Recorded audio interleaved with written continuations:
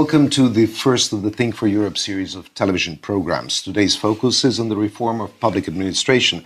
And to help us figure out the who, the what, the why, and the how, we have in the studio Majlinda Bregu from Tirana, the incoming Secretary General of the Regional Cooperation Council, then Simonida Kaczarska, the Director of the European Policy Institute in Skopje, and Milena Lazarevic, the Program Director of the European Policy Centar in Belgrade. Welcome. Let's first figure out what exactly is public administration. When we say that word, what do we actually mean? Well, public administration is basically what citizens use to get any business done with the government, with the state. This is getting services. An ID card or... Yes, getting services done, getting documents which they need. So basically, any interaction with the state goes through the public administration, ideally. And what is the state of public administration, and are the citizens happy with it?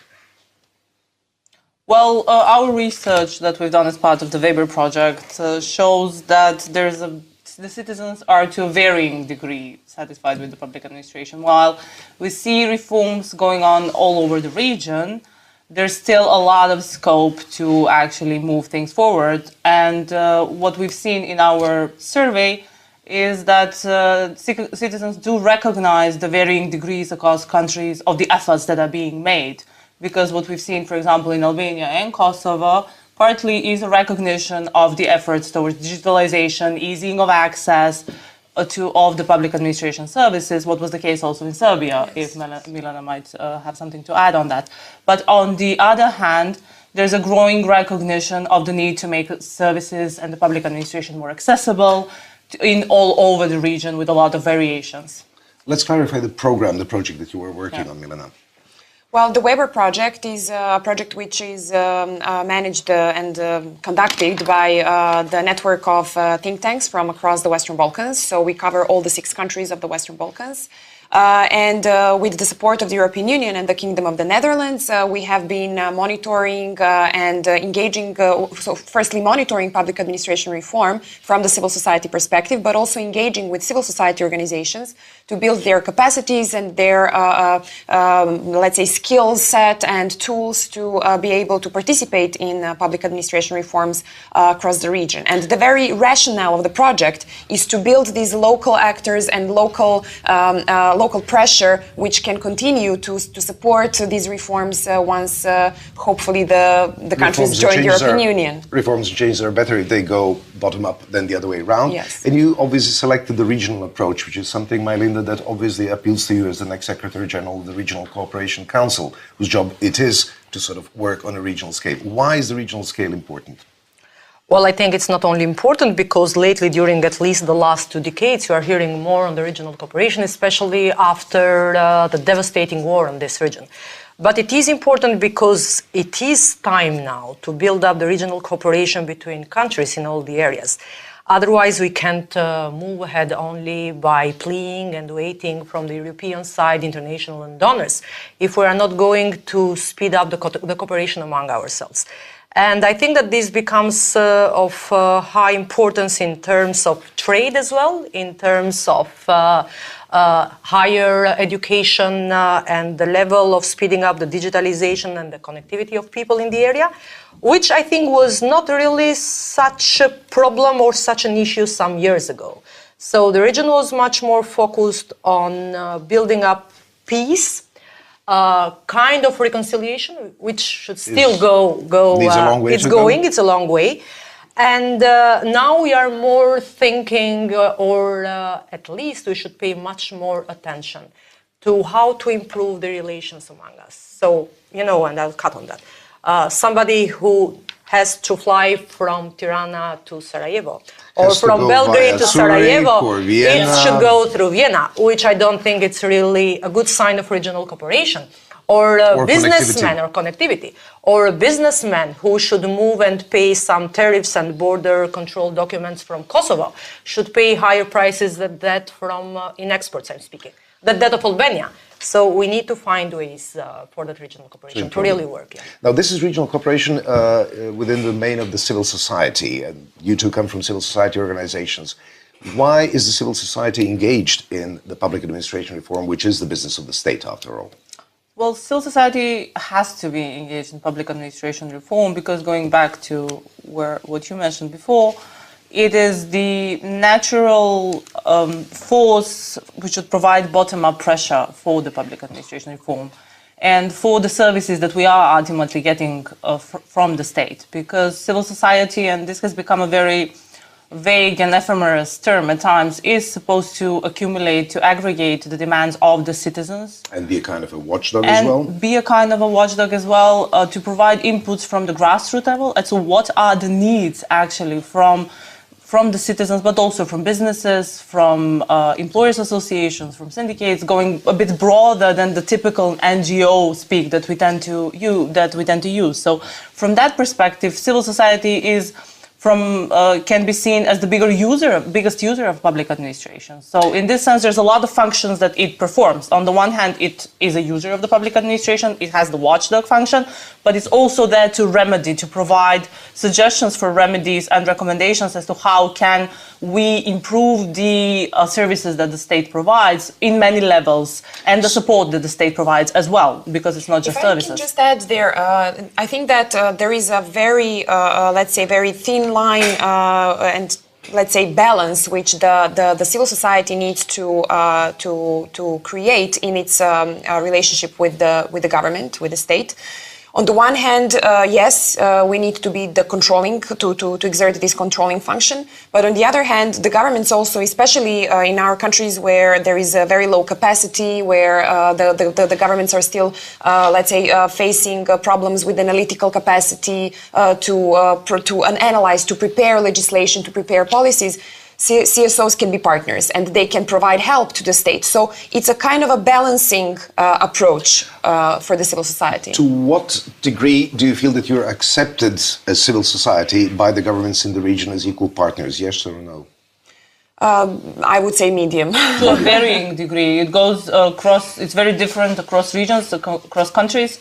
It's very different as to the political context at a certain point. Even between the institutions. Even between the institutions. Yeah. And in many cases, our research does show that it takes a very committed civil servant on the other side in any ministry to establish a very long-lasting relationship with civil society. But it's very ad hoc. Mylinda, you come from the government. You will be working in transnational organizations. To what degree... I come from politics, then government is part of that as well. Yes, it is. To what degree do you find that the civil society in the region has been accepted as a partner who's relevant in the reforms which face the region, not just in the field of public administration, but overall? Well, I should say that there is nothing wrong with governments or politics, but definitely the political commitment should be a good one. So, and then be on the positive side. And then transparency and to understand the need, not only it's not a desire in there, but to understand the need for other actors as well that might help governments and politics.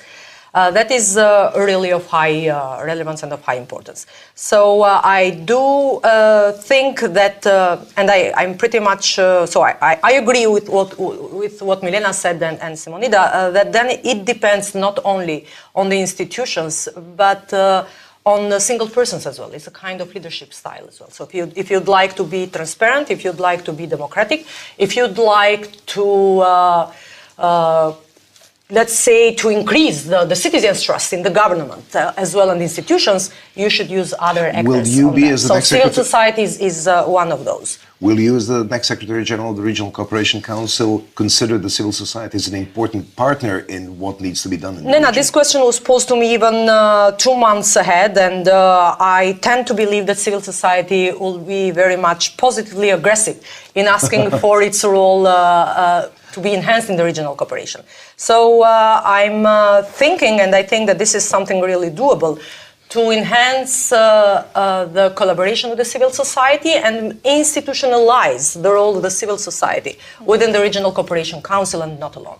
Because there are more than 32 civil society organizations in the region, we should consider that there are not less than 50 important regional cooperation platforms. Okay, RCC is one of the biggest and let's say one amongst the most important of these platforms. So I do expect that for all the agenda that RCC covers, but even because on the process of European membership, European integration, of all of those flagships that the EU has set on us, that the role of the civil society is of high importance. not forgetting that they are not the sole actors in that. Absolutely. There is a business community in that. There is media as well.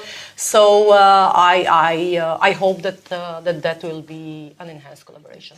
As Melinda said, in the Weber project, we established this platform of civil society organizations, which actually by now at the regional level gathers more than 130 organizations. Some working at the cross-border and the national level, and some working more at the local level. The Weber platform actually serves specifically to engage civil society organizations across the region in public administration reform dialogue, but not just between the civil society organizations themselves. Our whole rationale and the point of establishing this platform is precisely to ensure dialogue with the governments and with the regional institutions. And I must say that in the previous period we have established really good cooperation, both with the RCC and with the Regional School for Public Administration. So two important, with RESPA, yes, two important regional organizations in this area. Now you've been monitoring this reform of the public administration for the past year. What are sort of the main findings that you would like to share? Well, we have had several surveys. We surveyed citizens, we surveyed civil servants, we surveyed also civil society organizations. And I can say that among the civil servants, perhaps the most surprising and the most interesting finding was that across the region, when asked if it's in their institution, one needs to have connections, political or personal connections to get a job, almost half of the respondents, almost half of the civil servants tend to agree. And that surprised you? Well, to be honest, I mean, we all expect such perceptions from the general public, but we didn't expect to find the civil servants themselves. Okay. Because that would kind of mean that they are agreeing and admitting that they themselves were also hired that way. Bluntly speaking, through corrupt. Personal, yes, in a way. When we asked for the citizens, the most important findings were related to public service delivery, so delivery of public services. And one interesting thing was that only 1/3 of the citizens across the region believe that they have the opportunity to provide feedback and opinion on the quality of the services which they offer. And with the civil society perceptions, it is really difficult. Overall, we found that they are very, very negative. So I think that also among the civil society, sometimes I think we also need to work on seeing also the positive sides of things. But in general, civil society organizations tend to see and to feel that things are, for example, compared to the implementation of the legislation, freedom of access to information, that things are much, much bleaker than others see them. Let's stick to the words citizens first, which is also the name of our television program, but also it is one of your mottos. Do the citizens actually come first, Milena, in your opinion? Well, are we going in that direction where citizens will be first? The governments are definitely proclaiming, increasingly so, proclaiming in their policies, in their strategies, they're proclaiming that citizens come first, that their objectives are to create administrations which put citizens in the first place and which sort of look at the citizens as customers. However, implementation is still far from that. First of all, governments and even civil servants admit to that. Governments very often are so consumed by their daily activities that they forget who their primary customers are and what is the role of the taxpayer as someone who finances the work of the government. At the same time, I think that civil society organizations sometimes are so consumed by their relationship with the government that the civil society organizations also sometimes forget about the citizens. And this is why we somehow put this as a very, very strong part of the slogan of our project, to mind the reforms, but also to ensure that the citizens come first. There's a wonderful expression coming from the United Kingdom called the civil service, which is another word for public administration, and people working in public administration are called civil servants, i.e. servants of the citizens. Is there a growing realization in our region that this is actually the case? Of the civil servants, you mean? Yes. Okay. Well, I would say so. So in this region we've seen all, but luckily there are a lot of people with a lot of courage that would like to bring agendas forward. And then I would say that civil society has still a major role to play. So in regard to the regional cooperation, I think that all the actors together might rise that tide that could lift the boat of the regional cooperation. So it might be, it's not going to be too easy, but still what we face today in the role of the civil servants from one side, civil society, because it's not the same thing, so public administration, which still is at the level of a roller coaster in our region. So we see the public administration sometimes that goes better, and governments respecting all the meritocracy and public administration trying to build the professionalism from one side, and then on the other side we still have highly figures of people who believe that without being involved in politics you could not get a place in the public administration. But I still think that all those elements together might really consider and make a big change. So in terms of civil servants, I'd like to say that all the actors might serve for something good. On the other side, and I need to say it because that's my firm belief, EU on its part should raise the bar for the political commitment in the region. So it cannot continue only on the ideas of projects that you could do it better, only because the future is going to be brighter and so on. I've read a study lately which was really worrisome. So all the countries of the Western Balkans, in regard of EU, with the same level, the current level of employment and the development that we have, will need more than 200 years to converge and to catch up with EU. So this is really worrisome figure. And that's why the efforts should be all in there together. If we would like that future that has arrived to be distributed. How? If I can just add one thing, I mean, and I think Melinda here came again to the very essence of why we as civil society are doing this work towards the public administration and engaging with the public administration. In order to converge, in order to catch up, the state needs to create conditions for the society and for the businesses to grow, for the businesses to do what they're supposed to do. On the other hand... cut the red tape amongst other things. Exactly. Cut the red tape as one of the things. On the other hand, the state and the government has limited resources. In the civil society, there is a huge human potential, huge human capacity, which actually can supplement and help our states. Universities as well, because we forgot. Yes, exactly. And they are also media universities. I mean, these are all extremely important forces in the society, which if they put their heads together, rather than always seeing each other as enemies, our countries could progress much better. But of course, I mean, there needs to be a fundamental feeling of trust between the governments and the civil society. We're still not there yet. And in some countries, I think we are making good progress. I would say that Macedonia is probably one of the countries now where this trust in the society is getting higher. But in some other countries, and I would have to say that, for example, right now in Serbia, in Montenegro, this is not the case. We have deep distrust. Can I just add? I mean, it's not. I would not just say it's a level of trust, but it's also a level of shift in the entire way that we make policies. Because in order to get all of these actors together and to use their capacities, one has to have a very predictable policy cycle, for which we talk about in our project a lot for the last 3 years. And for this predictable policy cycle, civil society needs to be able to prepare and to be consulted early on in the process rather than just to be added as an appendix at the end of it. Right. Let's look back at your study. Are there any specific recommendations? You'll continue the monitoring, of course, but are there any specific recommendations which will be some kind of a reference when you do the monitoring in, let's say, a year's time? Well, recommendations will come very specifically at the national level, but we do have some key messages, I would say, at this point. First among them is that governments, as Simonida just said, need to include and consult the civil society and the public early on, when they start developing their policy documents, strategies, legislation. Because if we get consulted just on the color of the cherry on the top of the cake, that is not the point. We want to be... Cherry is usually red anyway.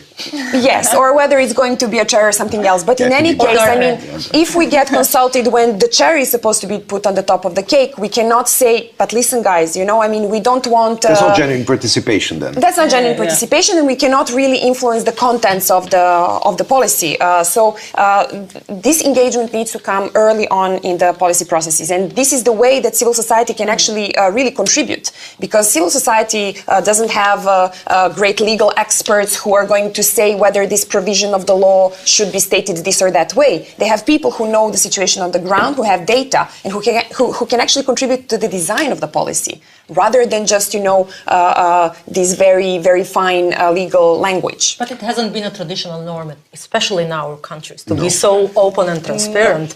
And it seems that it's like, so governments sometimes and politicians think that it's their own shop, and if they would like to preserve the secrecy, they could speed up things and do things better, so that it hasn't been... Yes, but then if we look ahead of all of our countries, there's major reforms, overhauls of taxation systems, social security systems that are on the way. And what I had in mind, and going back to what Milena said, these are processes that take time, that need to be announced beforehand. Going back to your UK example, if you do an overhaul of the social security system, then you do it for 5 years at least, or you consult for 2 rather than do it at the end. So that's the logic of it. And talking about time, we're just about to run out of time. What did we not mention that absolutely needs to be mentioned? Can we start from this side and then go from right to left? Wonderful. What we did not mention in terms of regional cooperation is that the whole logic of European integration at the end of the day is based on regional integration. So if we see ourselves in 20, 30 years, or maybe very optimistically in 10, in the European Union, then this region will be a region of the European Union, which will have a common joint economy and which will depend on the ties that are established here on its success in building its role in Europe. Milena? I will just go back to the very basic logic of the Weber project. We really believe, and I think we will continue to work that way in the years to come, that if we want to ensure that the same kind of impetus and pressure for reforms of rule of law, good governance, all the crucial areas, if we want them to continue once our countries hopefully become members of the European Union, when the hard EU conditionality will no longer be there, we need to create strong, vibrant, capable civil society. We need local actors who are going to be there and who are going to keep the momentum for these reforms once we are not constantly conditioned by the European Commission and the EU member states. Once we start implementing what we permanently say, which is we're doing the reforms in order to better our societies, not necessarily because it's a part of the EU road. Melina? The last words, I would say that we really need an adequate coordination of all the actors involved in the area of the regional cooperation. And the last one, but not the least, is communication should be taken very seriously. And we've discussed on that a lot. Few citizens, and that is not my concept, but data coming from all the surveys in the region, are really, they don't really feel attached to the initiatives that of regional cooperation and all the reforms that the region is going through. So I think that element as well should be taken very seriously. Simonida Kaczarska, Milena Lazarević, Melinda Bregu, thank you very much. Thank you. Thank you.